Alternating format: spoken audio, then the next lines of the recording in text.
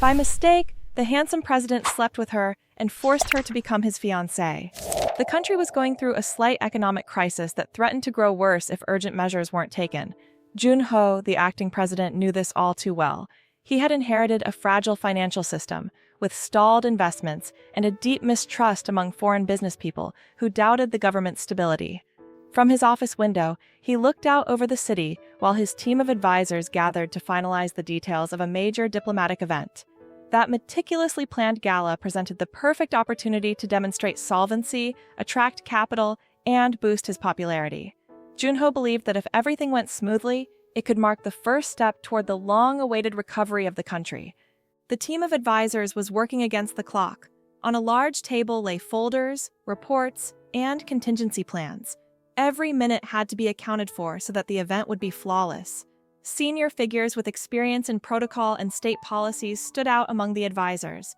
However, off to one side was Soo-jin, a junior advisor who had not yet earned much prestige but had a remarkable talent for logistical organization. Despite her modest position, Soo-jin knew her role in the gala would be enormous. She needed to prove her worth to keep her job and support her family, which depended almost entirely on her salary. Soo-jin lived in a small apartment near the hospital where her father was undergoing treatment. Although she could only afford basic consultations so far, the doctor had warned that her father's illness required an expensive procedure, one that, if not done soon, would seriously endanger his life. Every day, she grappled with the pressure of needing more income and, above all, the fear of losing the job that barely covered her bills. So, when one of the senior advisors suggested she take charge of the gala's logistics, she accepted without hesitation. She knew it was her chance to impress the cabinet and perhaps secure a raise or an extra bonus. In the weeks leading up to the event, Soo-jin proved her formidable management skills. She coordinated vendors, met with the catering service, spoke with ambassadors and protocol officials to ensure that every detail was under control. Nothing escaped her. She prepared detailed timelines for the diplomatic interventions, made sure Jun-ho's speeches had enough time, and arranged the tables with meticulous care. Each night, she returned to her small apartment exhausted yet hopeful that her hard work would pay off. Her father's health was worsening, and she urgently needed the money for the costly treatment. Given the gala's importance, she also set herself the task of avoiding any misstep that could harm the president. The day of the gala arrived amid an air of anticipation. Foreign press and local media waited impatiently at the doors of the enormous hall, hoping to capture interviews and headlines. The event promised a parade of influential figures, with renowned diplomats and wealthy entrepreneurs ready to hear Jun-ho's plans to revitalize the national economy. Meanwhile, the opposition, led by Min-gyu, had no intention of staying on the sidelines. Rumor had it that Min-gyu would show up looking for any slip-up that could discredit the president and gain political ground. This created a tense atmosphere, as the slightest misstep might cause the media to turn on the government. As the guests arrived, Soo-jin supervised the positioning of escorts, the distribution of credentials, and the proper functioning of the lighting and sound systems. She wore a discreet earpiece to stay in touch with the production team, and her phone buzzed non-stop with questions about each ambassador's speaking schedule. Despite the intense pressure, she remained calm and decisive. The president, dressed in an impeccable dark suit, took a moment to greet her during a brief lull. He thanked her for her hard work and flashed a knowing smile, acknowledging that the gala would never have come together without her efforts. She returned the gratitude and, for a moment, felt that her dedication was finally being recognized. At the scheduled time, everyone gathered in the main hall for the opening address. Jun-ho took the stage with a confident stride, speaking eloquently about the need to invest in the country. He presented graphs, statistics, and development plans that captured the audience's attention. Polite applause followed, tempered by a certain skepticism. The mild economic crisis was real, and many expected more than mere promises. Even so, there was a noticeable shift in attitude. Jun-ho's optimism and the gala's flawless organization hinted at a government determined to right the ship. Min-gyu, however, stayed in the background, observing every detail. He spoke in hushed tones with a few business leaders who seemed interested in his more critical perspective on public affairs. Occasionally, he cast glances toward the stage, as if trying to spot any error or contradiction in the president's proposals. His goal, it was rumored, was to find any chink in the armor to attack the government's credibility. Meanwhile, the gala continued with speeches from foreign guests and cultural presentations aiming to showcase the country's artistic heritage. Soo-jin, constantly on guard, ensured that every presentation followed the schedule and that no one was overlooked. The evening unfolded without major incidents, much to everyone's relief, projecting an image of stability. Yet, as the hours wore on, the tension that had built up began to dissipate. The main guests departed, either satisfied or at least intrigued by the investment proposals. Some top officials retired for the night, while others stayed behind to mingle with the press and international media. Min-gyu left without commenting, though not before casting a sardonic look that suggested something could erupt at any moment. The calm felt tenuously thin. Junho and Soo-jin happened to meet near the bar when almost everyone else had gone. Both looked visibly worn out. Soo-jin was making a final pass through the list of suppliers, ensuring there were no loose ends. Noticing her exhaustion, the president offered her a drink to celebrate the success of the gala. She accepted with a modest smile, feeling she could finally relax after the long hours of stress. They settled into a secluded corner of the hall, away from the small remaining bustle, and began talking about the challenges facing the country and their personal concerns. Their conversation flowed with unexpected ease. Junho opened up about how hard it was to balance political demands with a genuine desire to serve the people. Soo-jin, for her part, cautiously brought up her father's illness and how expensive his treatment was becoming. Though she hesitated at first, she eventually confessed her fears of losing her job if the gala didn't yield the hoped-for results. Both found a measure of solace in this honest, almost intimate exchange, free from the watchful eyes that normally surrounded them. They continued drinking until fatigue and the warmth of the moment enveloped them in a haze, causing their inhibitions to fade. With almost no one else around, the tension gave way to an irresistible impulse. Amid smiles, light touches, and knowing glances, they slipped into an adjoining room, its elegant decor and gentle lighting providing a perfect sanctuary to forget, if only for a moment, their worries. They assumed no one saw them, or so they believed. However, elsewhere in the hall, a curious camera lens captured fleeting glimpses of their rendezvous, a set of photographs that would later become scandalous material. By the end of the night, both succumbed to exhaustion and spent the night together, never imagining the consequences that would unfold. As dawn broke, the first images began to circulate on a paparazzo's phone, and he eagerly sought the highest bidder. Unaware of it all, Junho and Soo-jin were still asleep in a room within the venue, oblivious to the storm brewing around them. The gala, which had been an undeniable success, was about to ignite a scandal that would threaten the stability of the presidency and, most of all, Soo-jin's future. The next morning arrived with a faint ray of sunshine streaming through the window, illuminating the opulent hall where Junho and Soo-jin had stayed until the early hours. Even they felt unsettled by the heavy atmosphere. Both awoke with mild headaches and a sense of confusion they couldn't shake. As Soo-jin opened her eyes, she realized she was lying on a sofa, covered by an elegant jacket that wasn't hers. Disoriented, it took her a few seconds to recognize it as the president's jacket. Junho stirred a few feet away, slumped in another armchair. His tie, rumpled and undone, hung around his neck, and his shirt was partially unbuttoned. A startled look colored his features, his gaze unfocused. When they locked eyes, both felt the same jolt. Neither clearly remembered how they had ended up spending the night together. They knew they had drunk a bit too much, but their memories were hazy. Everything blurred together with the stress of the gala and the rush of having seen it through successfully. Once they got up, they began gathering their things. Soo-jin checked her phone, finding multiple missed calls from coworkers and frantic messages demanding her presence. Junho, meanwhile, saw his phone flooded with notifications he couldn't read all at once. Fear crept in as they realized something big was happening, likely tied to the two of them. Opening a news app, they discovered, with horror, that there were photos suggesting they were embroiled in a scandalous affair. In those images, somewhat blurry but still recognizable, there were moments of closeness during the gala, and, later, pictures of them entering an adjacent room. No explicit scenes were shown, but the implications were inflammatory enough to spark a firestorm of rumors. As news outlets began to run with the story, social media exploded with commentary and speculation. Soo-jin buried her face in her hands, overwhelmed by the magnitude of what was unfolding. Although none of it had been intentional, she knew the situation could be taken as a catastrophic scandal, not just for the president but also for her own reputation. A junior advisor with serious money problems, she suddenly faced the possibility of losing everything. Seeing those photos triggered a wave of guilt. She couldn't understand how she had let things get this far, especially under the relentless gaze of the tabloid press. Junho, for his part, felt a suffocating frustration. He saw the imminent collapse of the public image he had so carefully built.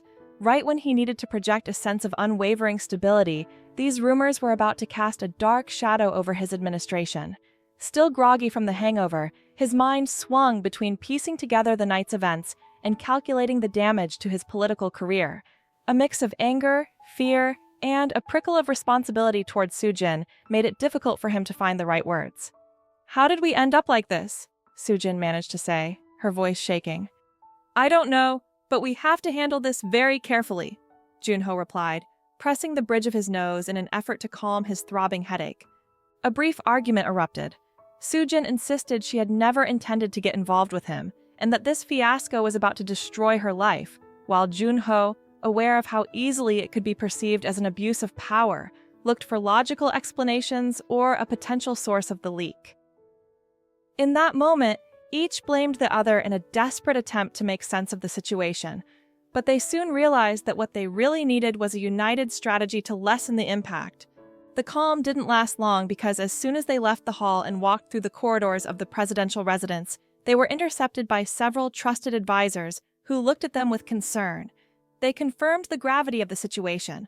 Local tabloids were already reporting on a high-level romance, and, as expected, Min-gyu wasted no time turning it to his advantage. Without a shred of solid evidence, the opposition leader claimed before the media that this proved the president was not only acting irresponsibly, but might also be involved in corruption or even blackmail.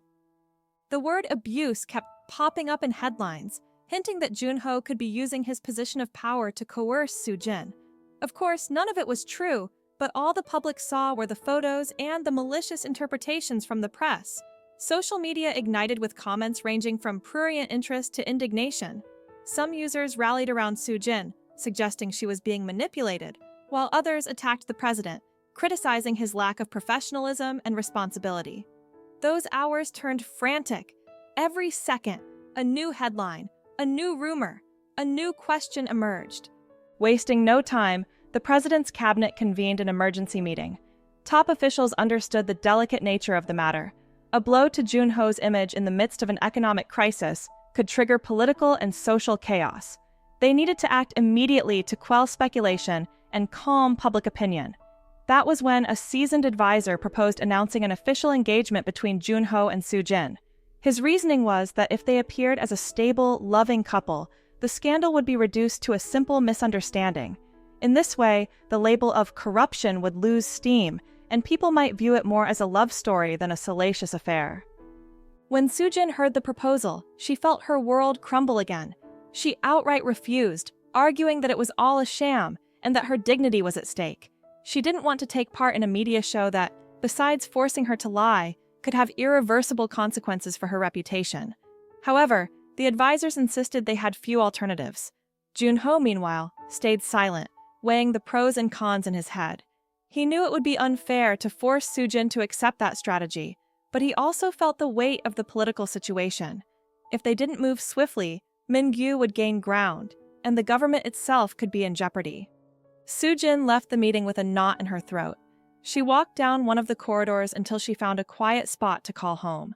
She needed to hear how her father was doing, afraid that all the media turmoil might affect his treatment. Her heart sank when her mother told her that some nurses were already whispering about whether the family would receive special favors because of the alleged relationship with the president. What's more, medical bills were going up day by day, and certain banks and charitable foundations seemed to be shutting their doors in light of the scandal. It was a blow that put her father's health and the family's well-being in real danger. Facing this rising pressure, Sujin realized that if she didn't cooperate, her family would be left even more vulnerable. Losing her job would be disastrous. With tear-filled eyes and a trembling voice, she returned to the room where Junho and the other advisors were waiting. They all looked at her expectantly. With a resigned sigh, she agreed to the fake engagement. Even though the decision tore her apart inside, she saw no other way out.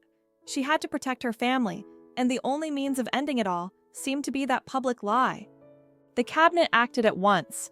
They called an impromptu press conference that very day. With only a few hours to prepare, they drafted a brief statement and alerted journalists and TV networks. At the appointed time, Junho and Soo-jin appeared before the flashing cameras and microphones, arms linked in feigned togetherness. Photographers' lights revealed their every expression, while the cameras broadcasted live. He read a short speech, saying that, although their private life need not be public business, he wanted to clarify that his relationship with Soo-jin was based on mutual respect and that they had decided to make their bond official. For her part, Soo-jin remained silent for most of it, merely nodding whenever someone asked if it was all true. Her lips formed a tight, uneasy smile that barely masked the fear she felt. As reporters clamored for more details and searched for any hint of falsity, the scene closed with polite applause from some of those present, more out of protocol than genuine agreement. Beneath it all, the tension hung thick in the air. When the press conference ended, the two left the room, escorted by guards and advisors. Camera flashes continued behind them, and the murmuring press wouldn't relent. The atmosphere was a mix of surprise and skepticism. The fake engagement, newly announced, was already causing a stir nationwide. With it, Junho and Soo-jin's fate was bound in a fragile alliance that could shatter at any moment, if the truth were to emerge. The media fallout from Junho and Soo-jin's bogus engagement quickly spread throughout society, bringing a host of unintended consequences. One of the most concerning was the situation with Soo-jin's father, still hospitalized in a public facility with limited resources. Though basic medical care was guaranteed, the specialized treatment he needed hinged on a string of bureaucratic approvals and financial support that were already difficult to obtain under normal circumstances. Now, with controversy swirling around the young advisor and her alleged relationship with the president, the red tape seemed to multiply. Distressed over her father's health, Soo-jin spent the first hours of every day making calls to the hospital and reviewing paperwork, hoping to expedite the process. Yet the answers she got were always vague. Either someone had misplaced the documents or the funding approvals were delayed. It became clear that certain outside influences, likely encouraged by the president's opponents, were creating roadblocks. She wandered the halls of the hospital feeling increasingly helpless, aware that time was not on her father's side. Doctors kept stressing how urgent it was to find a solution, but she couldn't cut through the bureaucracy. Out of sheer desperation, Soo-jin also reached out to various financial institutions seeking loans, thinking that her stable position at the presidential residence might give her some leverage. But the scandal had undermined her credibility. Bank officers, though not openly stating it, eyed her with a blend of suspicion and voyeuristic curiosity. They demanded collateral she couldn't provide, and in the end, using a curt tone, they informed her she didn't meet the requirements. One bank manager even implied that, with all the controversy swirling, lending her money was too great a risk. For Soo-jin, the rejection was devastating. She left the bank feeling the scandal was threatening not just her reputation, but her father's very survival. Meanwhile, in the political arena, Min-gyu deftly orchestrated opposition efforts. In a discreet hotel on the city outskirts, he gathered with his supporters and a select group of trusted allies. There, before this small cohort of influential men and women, he laid out his strategy to capitalize on public discontent and portray the president as mired in disorder and moral corruption. His arguments centered on alleged mismanagement of the economy and abuse of power to conceal personal scandals. Speaking in a firm tone, Min-gyu made it clear he intended to push for a possible impeachment against Junho, tapping into the outrage many felt over the crisis and the president's personal conduct. To do that, he needed to compile proof linking the so-called engagement to real fraud or abuse of power. He knew that the story of the night between the president and his advisor, on its own, might not topple Junho, but it could still rally public doubt about his integrity. For that reason, he urged his followers to intensify their search for incriminating evidence, hinting that someone inside the presidency was ready to leak sensitive data. At the same time, a longtime friend of Junho's suddenly reappeared to warn him of imminent danger closing in on his administration. Chan, a former congressman and political ally, had been out of public life for some time, but after seeing the scale of the scandal and Min-gyu's growing influence, he showed up unannounced at the presidential office. Feeling cornered, Junho received Chan with a mixture of relief and nostalgia. Chan was calm, with an honest gaze and measured gestures. During their conversation, he explained to Junho that rumors were pointing at someone from the president's inner circle. a man named Tae Hyung, who seemed to be leaking internal documents to the opposition. Chon didn't have definitive proof yet, but several of his contacts kept mentioning that name. If proven true, it would be a deep betrayal, since Tae Hyung had access to the government's most sensitive decisions. Junho felt a knot in his stomach. He remembered that Tae Hyung, a relatively new advisor, had been recommended by a senior party official, and until now, he'd had no reason to mistrust him.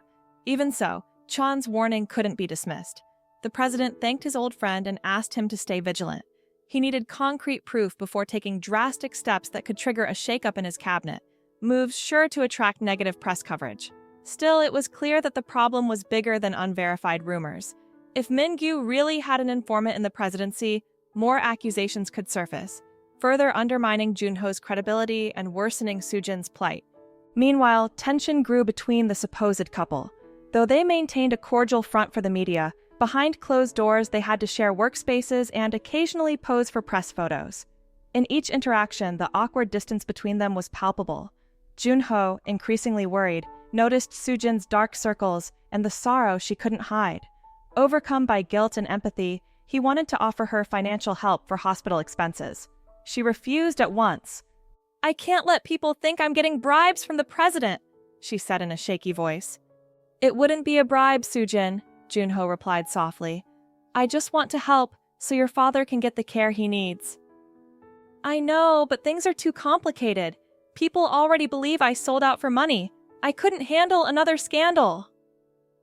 After that brief exchange, silence settled between them. The built-up tension threatened to turn any conversation into an argument. On one hand, Junho felt accountable for Soo-jin's ordeal, even though not all of it was his fault. On the other, she struggled under the pressure at home and at work, while bearing the humiliation of being labeled an opportunist. Worse yet, the constant worry over her father's declining health gnawed at her every minute. That night, after another day full of rumors and political maneuvering, Soo-jin went back to the hospital to see her father. She tried to speak with the director, requesting some priority for the pending paperwork, but got evasive answers.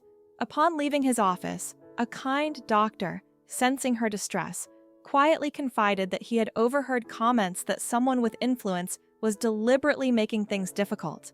He wasn't sure who, but hinted at ties to the opposition and certain Min-gyu sympathizers in administrative positions. The revelation only deepened Soo-jin's fear. She realized her father was being used as a pawn in a political game slipping further out of her control. Meanwhile, at the presidential residence, Junho pored over reports with his cabinet, searching for a way out of the crisis that was eroding his popularity. The economy showed slight signs of improvement, but the press kept insisting any positive developments were merely a product of cronyism or government spin. An advisor handed him the latest polls. Many people still believed the engagement to be a stage-managed farce, and the president's approval ratings remained stagnant. To make matters worse, talk of a potential impeachment was growing louder in Congress's corridors. Junho's fear, Soo-jin's anguish, and Min-gyu's scheming converged in an atmosphere growing ever more steeped in distrust. Every gesture, every word spoken in public or private, could be seen as yet another piece in the conspiratorial puzzle. While Chon continued looking into Tae Hyung's alleged treachery, Min-gyu's influence crept into administrative channels, forming a subtle yet effective net. And at the heart of it all, Soo-jin fought to save her father's life while clinging to a shred of honor. Night seemed darker than ever for both of them. The scandal, far from blowing over, had become a swamp where each step only dragged them further down. Yet in the midst of such despair, neither Junho nor Soo-jin was ready to give in. Though each carried their own guilt and frustration, they understood that somehow they had to find a way out, if only to prevent the opposition's schemes, the corruption rumors, and Soo-jin's father's fragile condition from destroying everything they held dear. News of the fabricated engagement between Junho and Soo-jin continued to flood the headlines. Despite their attempts to appear calm, the tension was obvious whenever they appeared together in public. Even so, the demands of presidential protocol did not let up. The next major cultural event hosted by the administration became the pair's first official appearance since announcing their relationship. That afternoon, at an open-air amphitheater, a charity concert was planned to promote local art and ostensibly strengthen the country's image of unity. Soo-jin, visibly nervous, arrived at the venue accompanied by two cabinet advisors. She wore a modest, formal suit that contrasted with her tense expression and the dark circles her makeup couldn't fully hide. When she met Junho at the entrance, they exchanged stiff greetings and forced smiles for the flashing cameras that had already begun firing away. Journalists swarmed around them, hurling direct questions about the engagement's authenticity and speculating about a possible wedding in the near future. As they walked along the makeshift red carpet, Junho murmured for Soo-jin to stay composed. She nodded absent-mindedly, trying to remind herself that all of this was just a temporary sacrifice for her father's sake. But the sharp remarks and judgmental stares from diplomats and business leaders only intensified her awareness that her reputation was being dragged through the mud. Rumors that she had sold herself to power circulated in hushed tones, and some high society attendees quietly labeled her an opportunist. During the concert, the two were seated together in a special box. The press gleefully snapped pictures of every moment, tense smiles, abrupt snippets of conversation where they barely acknowledged each other, and, above all, the glaring absence of any spark supposedly expected between two people engaged for love. More than once, reporters tried to catch a tender touch or affectionate glance, but it all came off as awkward pretense. For Soo-jin, it was a never-ending ordeal. Things got worse once the concert ended, when influential socialites approached them with congratulatory remarks on their relationship. In that forced exchange, malicious comments were cloaked behind polite facades. One longtime businessman joked about how the formerly unknown advisor had landed a valuable position in record time, implicitly suggesting her only merit was sleeping with the president. Soo-jin's face burned with humiliation and anger, yet she forced herself to stay quiet to avoid an even bigger scandal. Next to her, Junho managed only a stiff smile, equally uncomfortable, unsure how to defend her without raising further suspicions. Meanwhile, behind the scenes, Min-gyu escalated his plans for sabotage. Through his network of connections, he obtained manipulated material purportedly showing secret dates between Junho and Soo-jin long before their public announcement. These were photos and video clips, digitally altered and taken out of context, showing them together at work meetings and official events. Paired with misleading captions, the footage suggested she had been the president's lover for months and that they had funneled funds into personal luxuries. Certain tabloids lost no time publishing this content, passing it off as real. The impact was immediate. Junho's approval ratings, which had flatlined after the initial scandal, began to tumble sharply. Civil society grew more vocal, calling for transparency and honest explanations of what was happening inside the government. Even though many people recognized Min-gyu's cunning, they couldn't help wondering if there was a kernel of truth beneath all the alleged manipulation. Amid widespread confusion, the country's genuine problems, its mild economic crisis, job instability, and pressing reforms, were shoved aside by the prurient fascination with a clandestine affair that reeked of impropriety. As the controversy swelled, Soo-jin received increasingly grim news about her father at the hospital. The urgently needed transfer to a specialized care unit remained unaddressed. Every visit ended the same way. No green light, no funds, and administrators seemingly receiving orders from someone with power to delay things. Whenever Soo-jin pressed for answers, they offered vague excuses or demanded extra paperwork that never seemed sufficient. Exiting one such visit, she was approached by a friendly nurse who quietly hinted she'd need a bit of political muscle to cut through the red tape. The nurse asked if the president could intervene personally, since everyone knew Soo-jin was his fiancée. Soo-jin struggled to hold back tears, sick of being seen as a woman cashing in on her supposed relationship with the president for special treatment, when none of it was actually real. Furthermore, she feared that if Junho acted openly on her behalf, Min-gyu and the opposition would twist it into more proof of government corruption. Desperate, after several days, Soo-jin seriously considered ending the arrangement. She was at her limit. Her anger at being used in a political game outweighed her initial fears. Her family was being weaponized against her. Rumors she couldn't disprove were wrecking her reputation, and the cost of keeping up the lie was becoming insurmountable. She spent sleepless nights dreading that if she revealed the truth, Min-gyu would destroy her, possibly hurting her father even more. Yet remaining silent seemed just as unbearable. By then, the supposed closeness with Junho offered no comfort. While the president tried to help in his own way, the political crisis was overwhelming him. Daily, he stood before the press denying corruption and defending the authenticity of their relationship, while his cabinet and conservative advisors insisted that preserving the facade was the only way to survive the media onslaught. But that strategy only made the lie more entrenched. One evening, after another grueling cabinet meeting, Soo-jin lingered alone in one of the palace gardens. Among carefully tended flowers and stone walkways, she finally let out the tears she'd been holding back for days. She thought about her father and the cruel unfairness of how he was caught in a power struggle that had nothing to do with his health. She remembered her early hopes as a junior advisor, when she dreamed of serving her country and building an honorable career. Now, all that optimism seemed lost amid headlines and vicious gossip. That was when she made a choice. Wiping her face, she stood up and switched on her phone, ready to contact a journalist she knew to be impartial and ethical. She intended to confess the whole truth.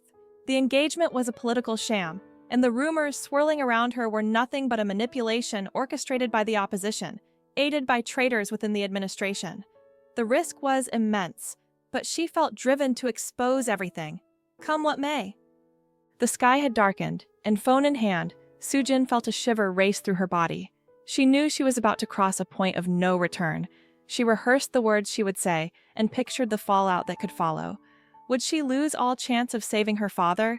Would this spark an even bigger political crisis? Still, she saw no alternative. The lie was eating away at her, and it was time to face the consequences. With one last deep breath, she began dialing the journalist's number. Her mind was made up, and her decision to reveal the truth would be the spark that might topple the entire charade. The country's political climate stayed inflamed, and tensions around Junho and Soo-jin's alleged relationship only grew. In spite of advisors' efforts to defuse the chaos, Soo-jin's desperation had hit a breaking point. She felt as though her life had turned into a sham from which she couldn't escape, while her father battled a disease demanding ever more urgent care. With her heart aching, Soo-jin arrived at the hospital one morning. She carried a bouquet of fresh flowers for her father and a couple of magazines she hoped might distract him, though she knew she could do little to ease either of their burdens. Upon entering his room, she found him looking more frail than before, his voice weaker, his hands trembling. Still, he mustered enough energy to smile at her. "How are you, honey?" he asked gently, motioning for her to sit beside him. "Worried," she managed, fighting to sound steady. "I'll try again to get you moved to the other hospital. They're better equipped to treat you." Even then, his patient eyes, so many times a refuge to her, settled on her. Speaking in short phrases between coughs, he conveyed a message that echoed straight to her core. "I've seen the news. It can't be easy," he said, pausing to gather air. "But please don't forget your values. No one should force you to sacrifice your integrity over a political scandal." Those words struck her deeply. Her father, despite his deteriorating condition, was worrying about her moral well-being. Soo-jin felt her throat tighten as silent tears slipped down her face. He squeezed her hand, as though passing on his remaining strength. "I want you to come out of this with your head held high," he whispered. "Don't let them turn you into just another pawn in their dirty game." Soo-jin nodded, at a loss for words. She stayed a while longer, chatting about family matters and reliving old memories from her childhood. On leaving his room, she was met with the usual scene: doctors with no reassuring news and administrative staff who sidestepped her questions regarding the transfer. It all made her feel even more powerless. She knew Junho could likely cut through the red tape if he acted personally, but doing so would give Mingyu and the opposition exactly the ammunition they needed, potentially hurting not only her, but her father too. With her spirits in tatters, Soo-jin took a taxi to the presidential residence. Upon arrival, she demanded an urgent meeting with Junho. He was in session with several advisors, but on learning of Soo-jin's presence, he halted the meeting and invited her into his office. She strode in resolutely, and as soon as the door shut, she confronted him.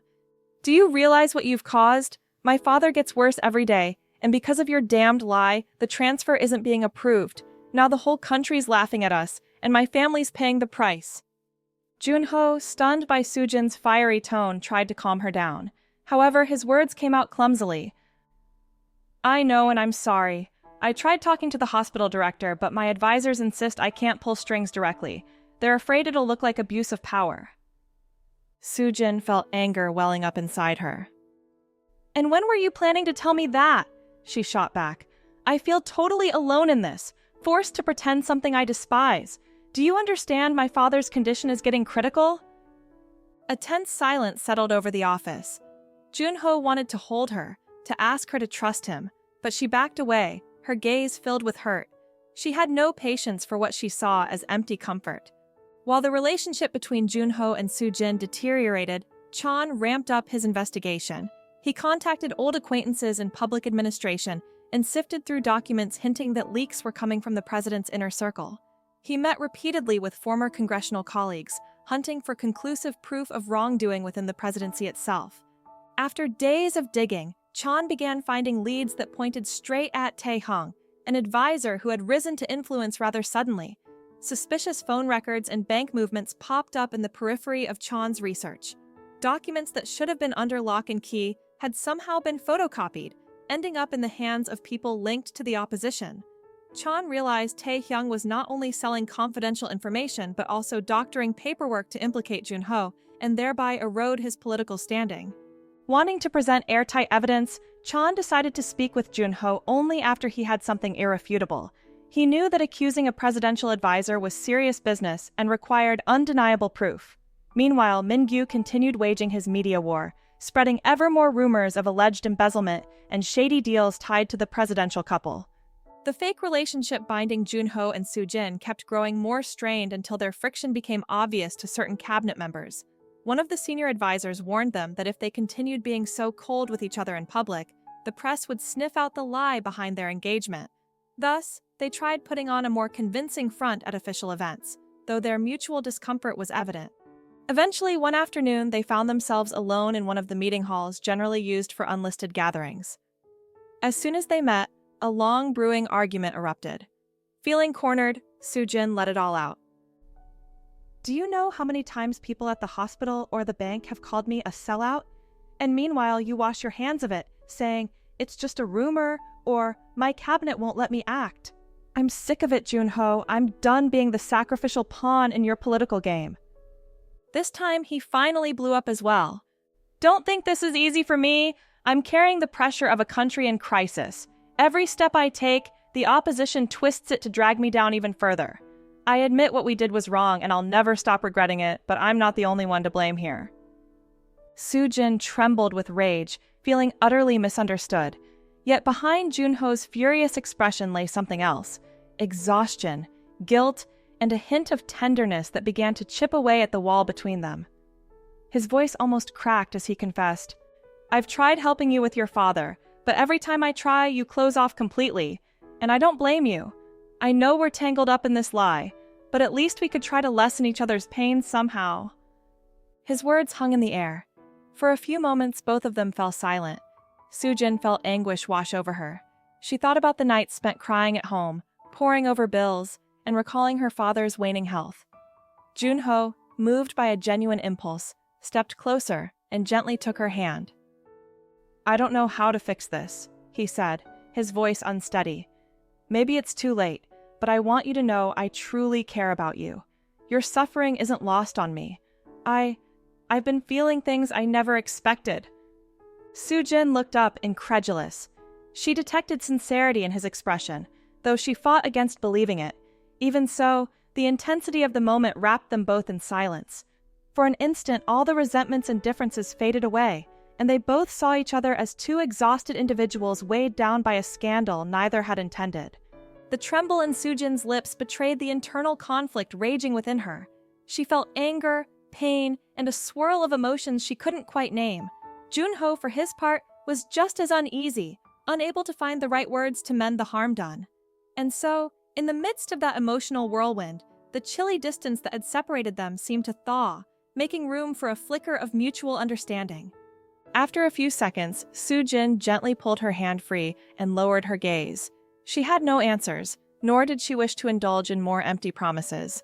Even so, she allowed herself a brief moment of trust in Junho.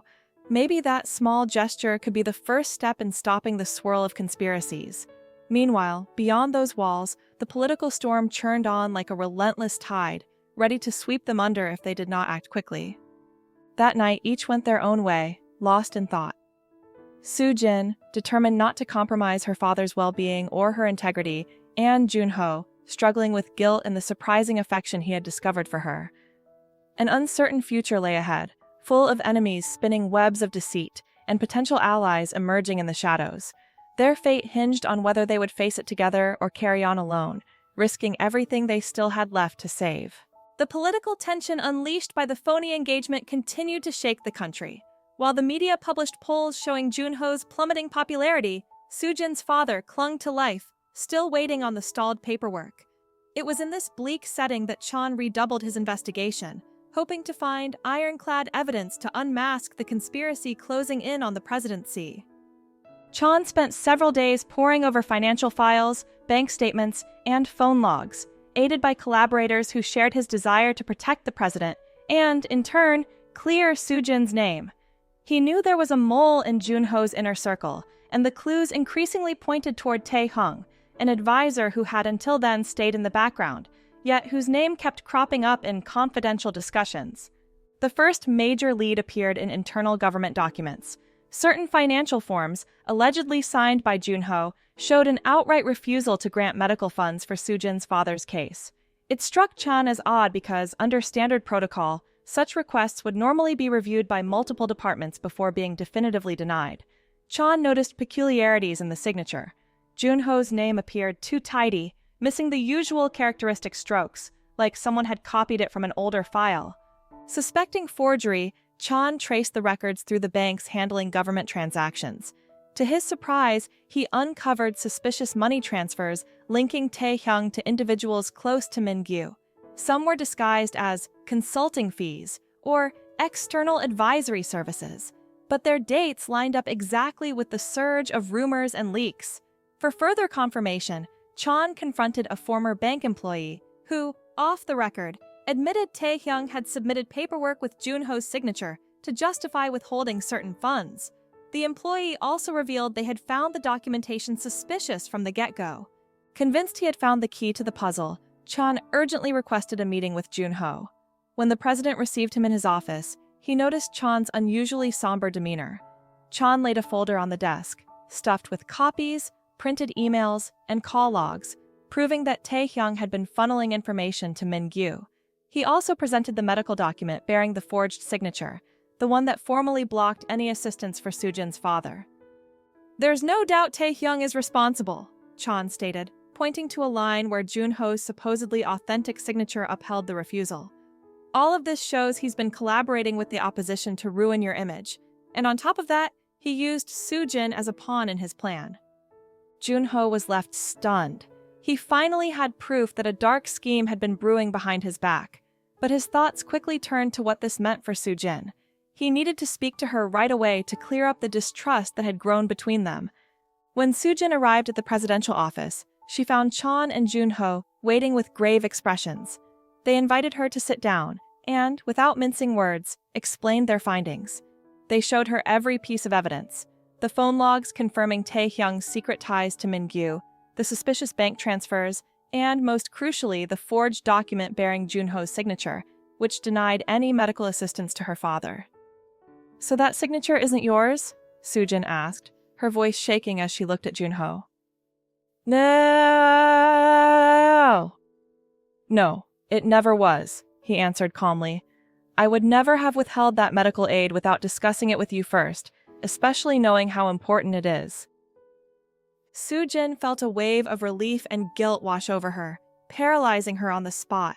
For weeks she had believed Jun-ho was turning his back on her, refusing to save her father's life.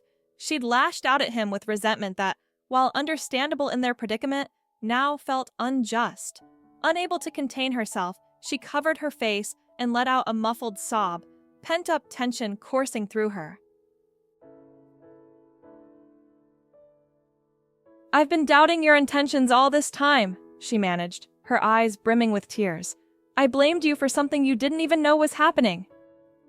"I understand why," he said gently. "Circumstances forced us to lie about this engagement, but I never meant to hurt you or your father."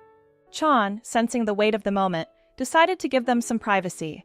Rising from his chair, he offered them a few words of calm and left the door slightly ajar behind him. Soo-jin remained seated, still shocked by Taehyung's betrayal. Part of her felt relieved to learn Junho hadn't been cruelly working against her. Another part of her was still upset at how he'd dragged her into a political scandal in the first place. Yet beneath her inner turmoil, a glimmer of hope emerged. Now she knew the truth. She no longer had to believe Junho was the obstacle preventing her father from receiving care. Although it didn't erase the damage wrought by their fake engagement, it was an immense relief in an otherwise dark situation. After a few minutes of silence, each lost in thought, Junho finally spoke. Soo-jin, I know this doesn't fix all the pain you've endured, but at least we finally have a chance to clear your name and expose those responsible. Wiping her tears away, she nodded resolutely. We have to seek justice. I'm not going to let Taehyung and Mingyu get away with this while my father is bedridden in a hospital. With that conviction, they decided to end the constant arguments and accusations between them. They realized that only by working together could they dismantle the web of lies ensnaring them. Summoning Chan once more, they asked him to share all his findings in a more open setting. They needed a clear plan to unmask Taehyung and, in the process, reveal Mingyu's tricks to the media. So how do you intend to move forward? Chan asked, scanning through the documents. First, we have to safeguard the integrity of the evidence, Junho said. We'll have to organize a press conference where we present the original documents and provide irrefutable proof of the fraud committed. Yes, but it's a huge risk, Soo-jin added. Mingyu will definitely try to strike back with more tricks. If we fail to prove our case clearly, this could end even worse for us. That's why everything must be airtight, Chan concluded. I have contacts in the judiciary who could help us file an official complaint before we go public. That way, the case will be formally opened and not just another media scandal. Their conversation stretched late into the night. They examined every document, exchanged phone numbers of reliable allies, and drafted the communication strategy they would use once they faced the cameras. It was crucial that people understood Junho had not blocked any medical aid, and that the supposed relationship between him and Soo-jin had been targeted by a far more elaborate manipulation than anyone suspected. When they finished, a tense silence settled over the room. There was a cautious sense of hope in the air, though none of them had any illusions about how difficult the road ahead would be. Exhausted, Soo-jin left the office alongside Chan. Junho bid them farewell, mulling over the steps he would have to take in the coming days to finalize that press conference, which, if it failed, could mark the end of his political career. Walking through the dimly lit corridors, Soo-jin felt a renewed sense of purpose. Although the wound from the deceit was still fresh, she could finally glimpse a light at the end of the tunnel. She trusted that if they joined forces with the truth in hand, perhaps this entire ordeal would not have been in vain. The image of her father, frail in his hospital bed, spurred her on. She recalled the look in Junho's eyes when he promised not to abandon her and clung to that vow. Far away, Taehyung and Mingyu were likely still unaware of the approaching storm, but the plan to expose them was already in motion. After so many clashes and misunderstandings, Junho and Soo-jin finally found themselves on the same wavelength. They would no longer act separately, but as a united front that, in some way, surpassed the original lie. They had resolved to clear their names and ensure justice prevailed.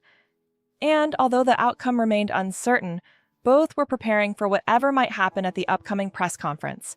That final move could save them, or sink them for good. The atmosphere at the presidential residence had become stifling. The imminent press conference in which Junho and Soo-jin planned to expose Mingyu and Taehyung looked risky on multiple fronts. From Junho's office to the hallways where advisors worked, whispers flew about what was about to happen.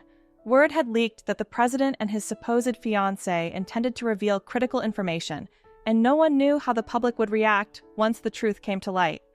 In a private meeting, Junho and Soo-jin weighed the possible repercussions of admitting that their engagement had started as a tactic to contain the scandal. They both knew people might see it as an affront to their values or a ploy by those in power to distract from the country's real issues.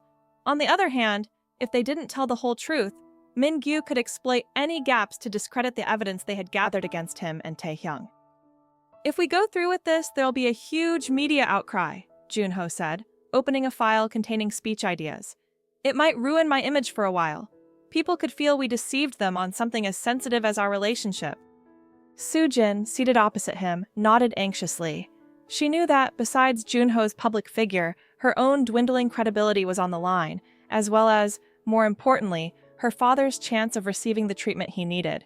However, she also understood that keeping quiet would only perpetuate Min-gyu's lies. "But people have a right to know what's really happening," she said firmly.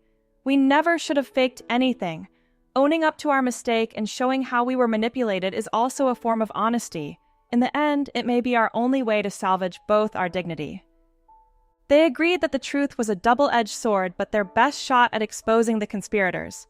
Although the prospect of losing popularity or the respect of certain sectors terrified them, they knew they couldn't keep up a charade that was causing very real harm, especially to Soo-jin's father.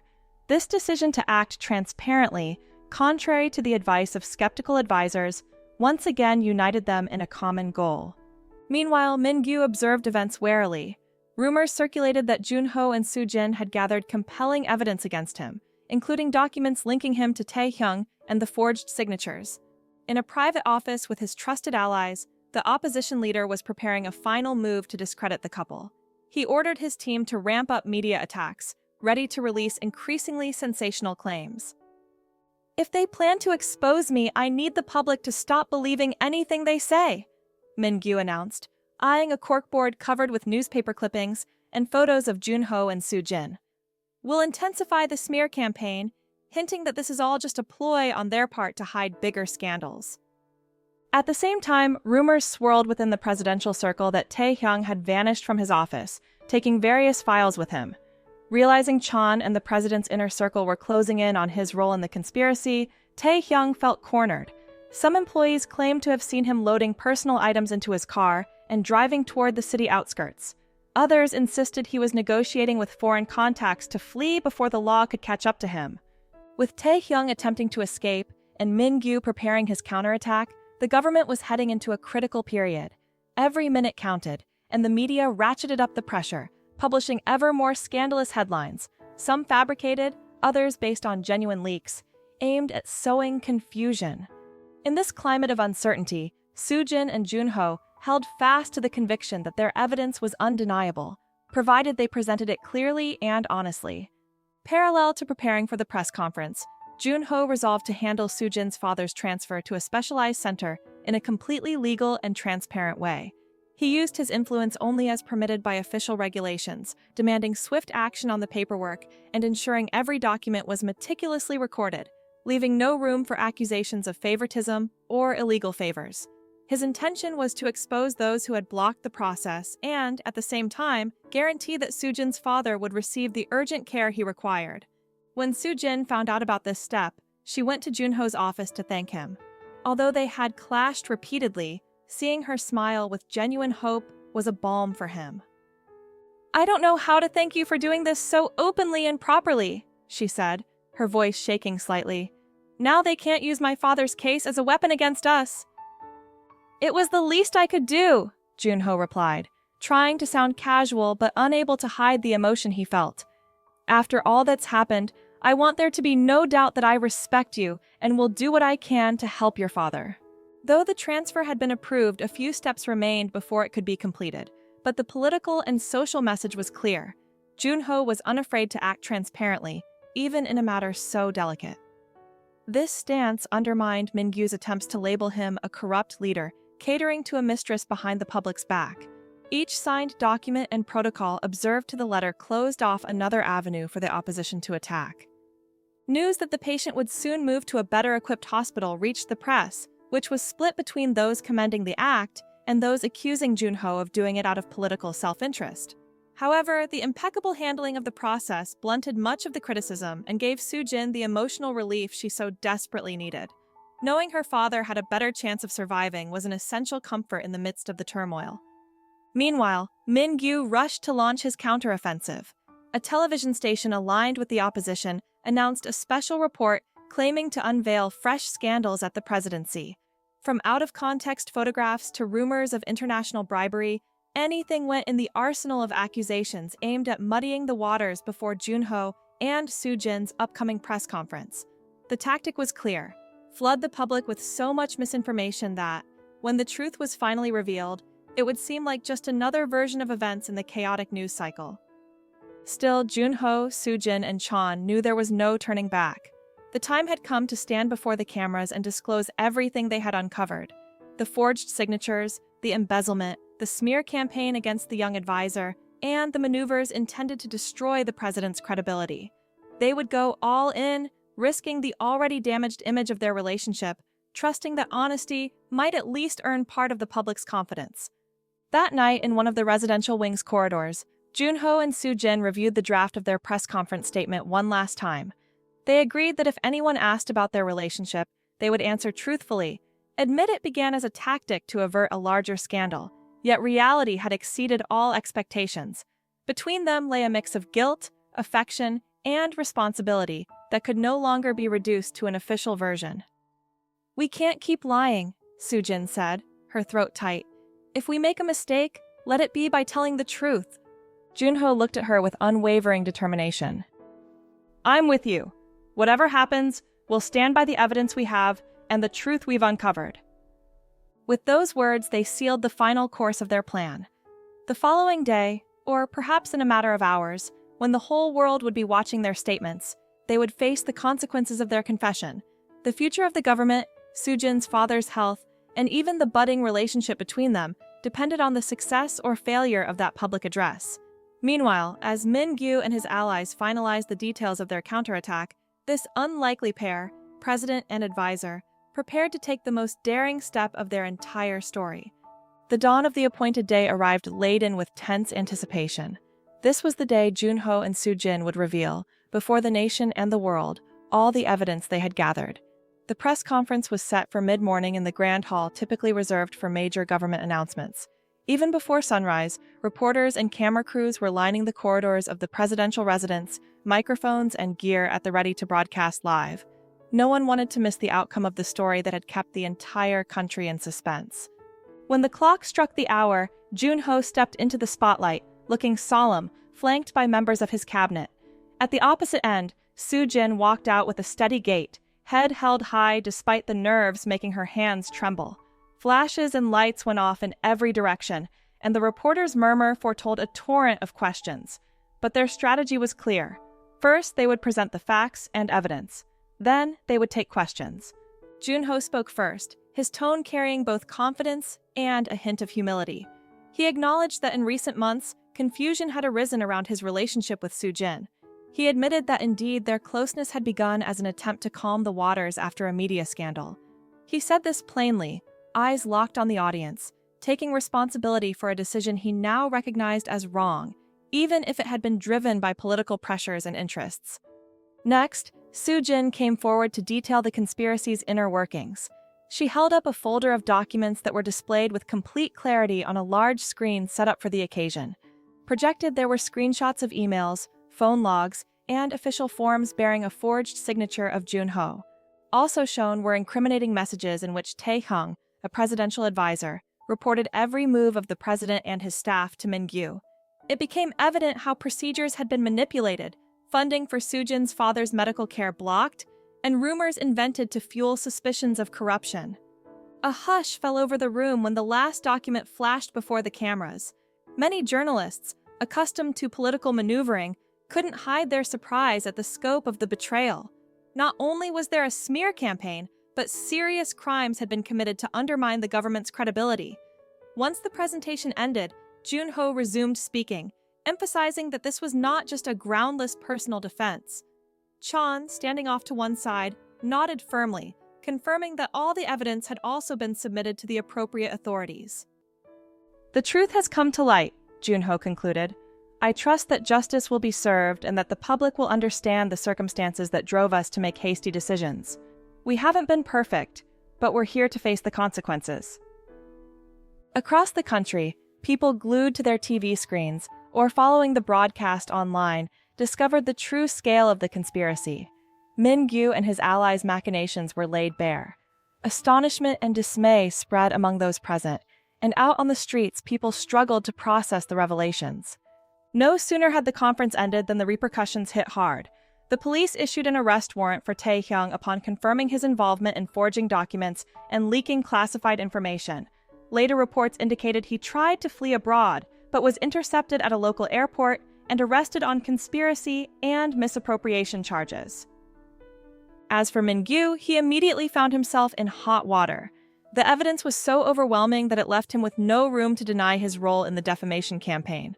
Some of his staunchest supporters attempted to discredit the displayed documents, claiming manipulation or a setup. However, handwriting and forensic analyses confirmed the authenticity of the evidence. Within hours, Min-gyu was forced to face the media, where he gave confused, contradictory statements. His own political base began to fracture. Many of his allies, afraid of being ensnared in the scandal, withdrew their support. Simultaneously, the impeachment process the opposition had tried to mount against Junho quickly lost traction. Once it was proven that the accusations were based on manipulated information, the majority of Congress members declined to back a now discredited initiative. Though Junho's popularity did not rebound overnight, the immediate threat of removal subsided. Gradually, people began to appreciate the risky act of transparency he and his advisor had taken. With the worst of the scandal finally laid to rest, one question remained: the supposed engagement between Junho and Soo-jin. After the chaotic conference, they found themselves alone in a small adjoining room. Outside, the press was still buzzing, eager for more statements. "There's no need to pretend anymore," Junho said with a sigh of relief. "The most honest thing is for you to decide what happens next between us." "I know," Soo-jin replied, eyes fixed on the floor. "All of this has been so hard.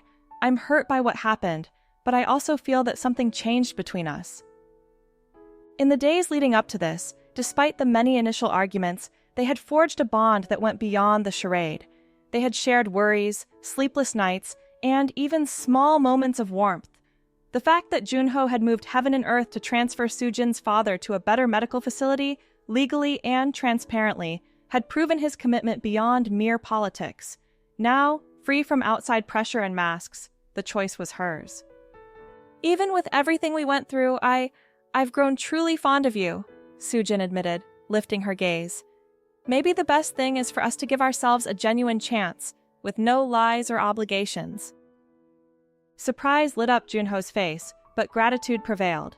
Without another word, he gently embraced her, acknowledging that he wanted the same thing.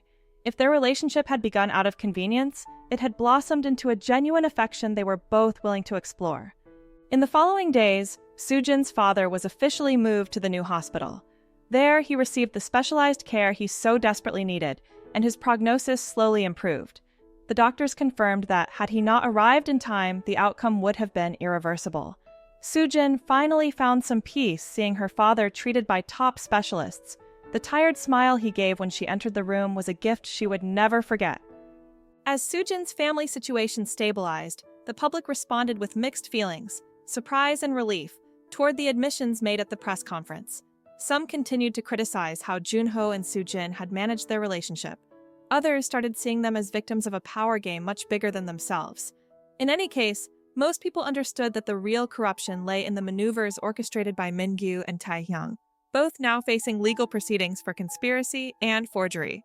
So, on the day the most intense chapter of the scandal was deemed closed, Junho and Soo-jin appeared before the media once more.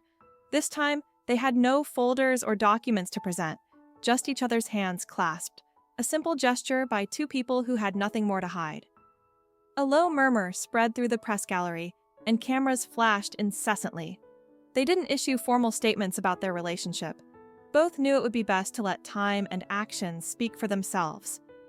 But that shared moment, so different from the stiff, forced smiles of the past, made it clear that something real had taken root between them. In the days that followed, the news of their real engagement circulated more calmly, and while a good portion of the public remained skeptical, others were willing to give them the benefit of the doubt. Thus ended that tumultuous saga of betrayals and forced alliances.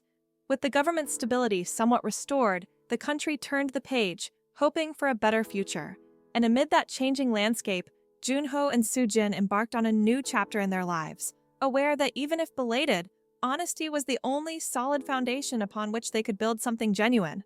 Soo-jin's father, growing stronger by the day, received a visit from both of them in the hospital. Seeing his daughter holding hands with the president, he managed a faint but genuine smile, giving them his blessing with a soft nod. In that instant, Soojin felt she could finally breathe. There would still be challenges ahead, both in politics and in her personal life, but at least now they would face them from a place of truth rather than pretense.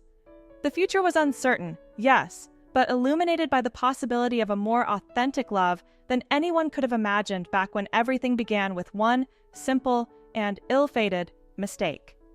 Thank you for reading all the way through. If you enjoyed this content, please give it a like and subscribe for more. Take care, and we'll see you in the next video. See you soon.